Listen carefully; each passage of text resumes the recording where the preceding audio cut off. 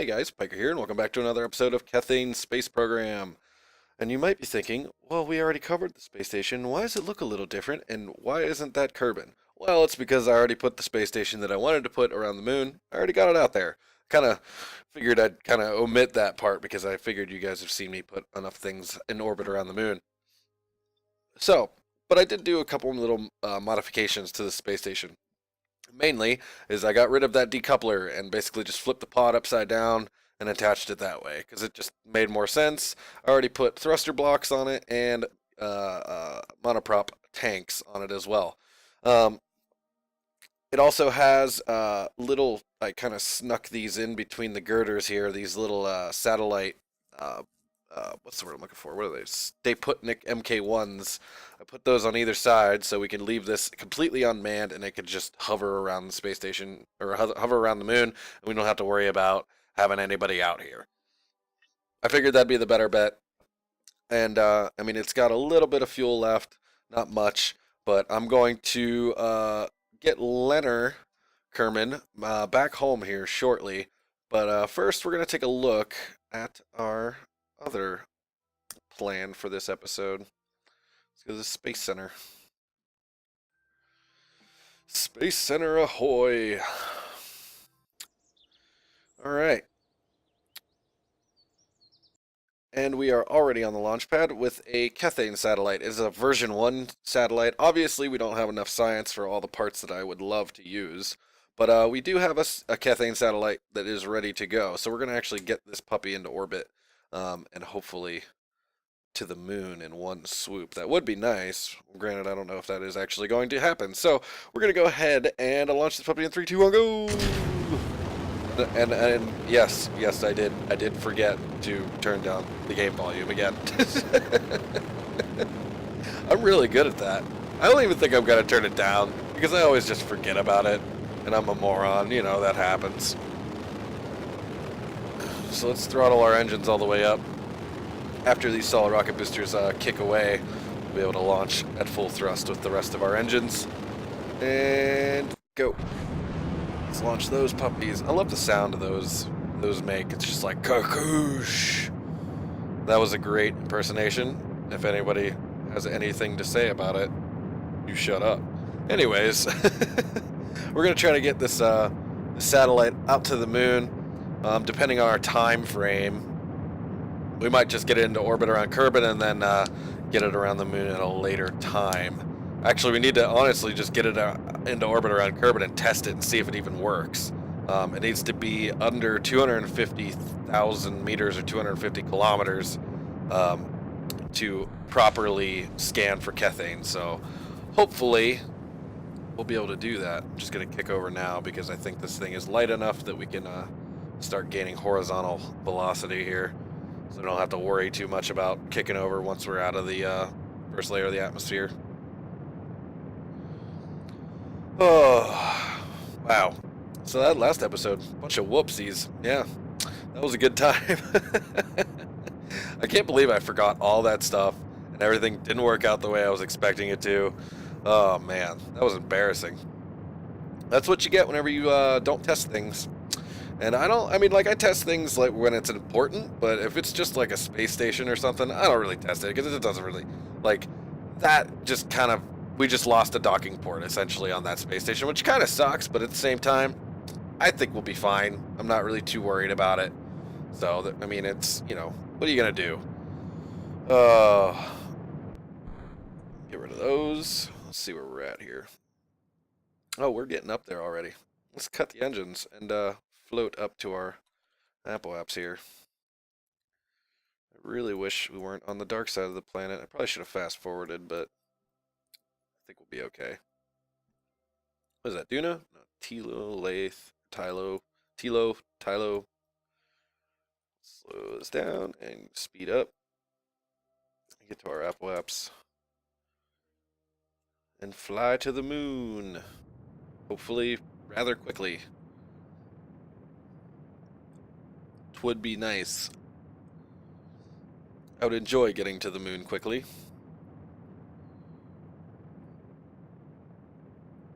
Gotta get up to orbital velocity, which is 2.2 kilometers, and it's still dark. I'll bring out our solar panels. Woo! Solar panels. Alright. Getting there. Come on. You know you want to get there. I also have to switch this to a station icon so I don't get confused.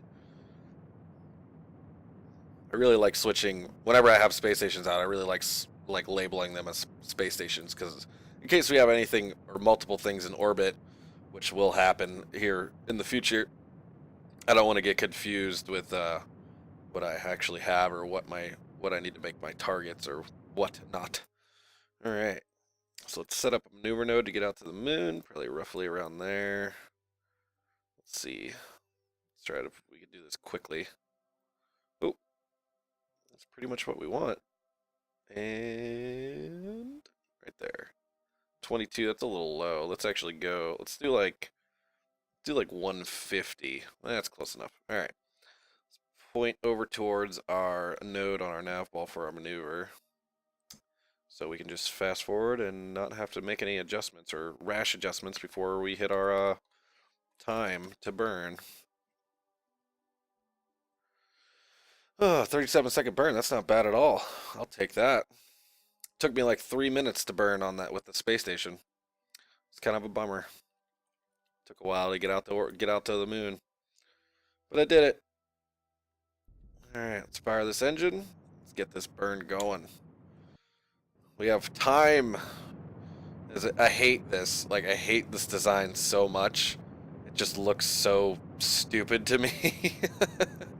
But I don't have any other satellite parts, and I don't have the other Kethane detector, so it's like I don't really have a choice. If I want to detect some Kethane, I just gotta bite the bullet, send it out like that. Unfortunately, let's actually cut the engines for a second because we're ahead of our burn time. There we go, and there it is. All right. Burn, burn, burn, burn, burn, and that's damn good right there. That's what I like right there. Keep that one, and we'll quick save, obviously. We got loads and loads and loads of fuel. Fast forward out to the moon.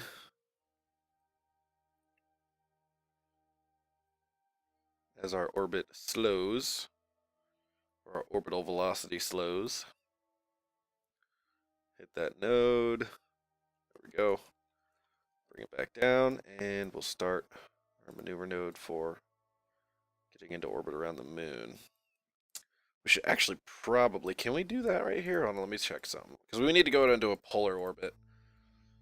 I probably should have checked whether or not this is going to work. It should. I don't see why it wouldn't. So let's do that. Alright, let's get rid of this. I jacked that one up. Go here. Like so. It's not the right one, is it? No, it's the right one. Do this. Hopefully bring us around to almost what I want. That's pretty close. I like the, it looks a little pretty close anyways. How high is that? 119. We could adjust that later. Alright, let's get ready for that burn. We could actually probably do it now. It probably wouldn't make that much of a difference, but I think we'll wait just in case. That right there. Fast forward. Oh, overshot it, but that's okay. Ooh, I don't like that. There we go. That's better. And damn good right there. Let's put another node. Bring this down. I want to it has to be under 250. So let's actually just put it at 200. It doesn't look like we're that high above, but I don't know. Actually, let's put it at 150. I feel like I need to be closer to the planet for some reason. Or to the moon, rather. 148, 149, that's close enough. We'll adjust it later. Get to our node. Fast forward. I don't want to overshoot this one though. Slow it down a little bit.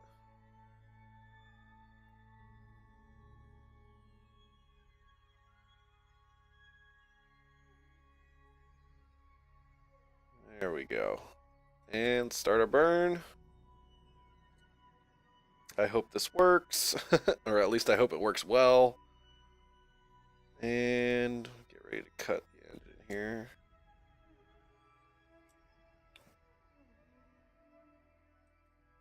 How close are we? 152. 150. I'm good with that.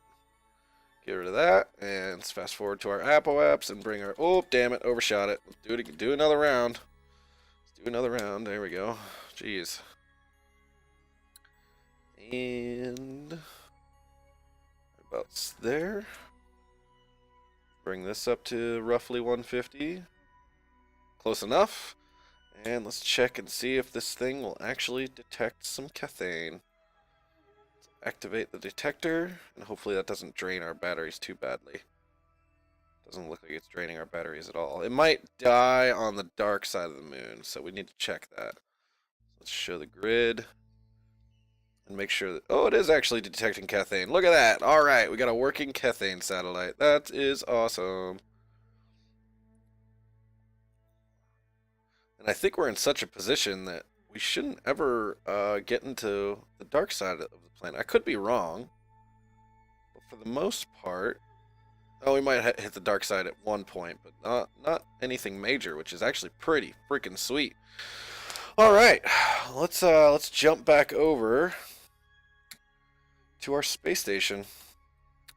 See if we can get. I can't remember his name. I think it was. It started with an L. I'm pretty sure it started with an L, right? Started with an L, right? I'm pretty sure it did. Leonard. I was close. I was close. I guessed I was close. Don't judge me. All right. We have enough electric charge, and we actually should. What we should do, so we don't waste any fuel or electric charge. We'll get our maneuver node ready before we even detach from the space station. So before we even detach, 240. All right. Let's click on that so I can see what I'm doing here. Okay, we need... That's close enough. Can we make this any better now? Yes. Exponentially better, actually. Oh, right there. Move this again. Oh, not too much. Now, how much of a burn is that? 249 meters per second. Let's just bring this down into the atmosphere here. 36. I like it. Oh, I didn't want to do that. Stop. I'm still attached to the space station. I forgot. All right. Well, let's get ready. Actually, I bet you that maneuver node's going to go away. Now that I think about it. So what we're going to do is we're going to just go ahead and detach once we get close. Like right about... let's do it like here. Alright, so let's detach. Decouple. Press N to get away. Oh, and our maneuver node did not go away. Awesome. There we go. Point on our node. Fast forward a little bit. Get away from our space station. And I bet you it's probably like a minute burn, roughly. So we're going to wait until we get a minute on our node time. And then we're going to do a quick burn and see exactly how long it is. So, say a minute right there. Let's do a quick burn. Oh, whoops. I forgot. I need to activate the engine because I'm a moron. 23 seconds. Sweet. What are our resources looking like? We got plenty of food. It's just the electric charge. That's the only thing I'm worried about. So we have to re-enter the atmosphere on this go. I might have to watch the electric charge and burn randomly to keep this uh, thing. Whoa, whoa, whoa. Trying to press buttons. It wasn't working.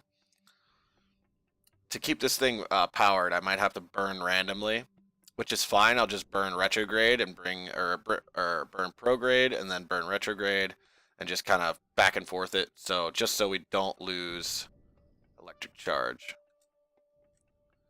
Why am I like taking my sweet time burning? And getting close. Good enough for me. All right, check that off. And we need to keep an eye on our electric charge. Hopefully at least it'll last long enough for us to get into the Kerbin's sphere of influence. And I think we'll be fine. Yeah, I think we'll be fine. Might even be fine down to when we get to the atmosphere. But I'm just going to keep an eye on it just to make sure that we don't screw ourselves, because that would be very dumb. Alright, looks like we're doing pretty damn good. Starting to run a little bit low, but that's okay. Let's get rid of this. We don't need it.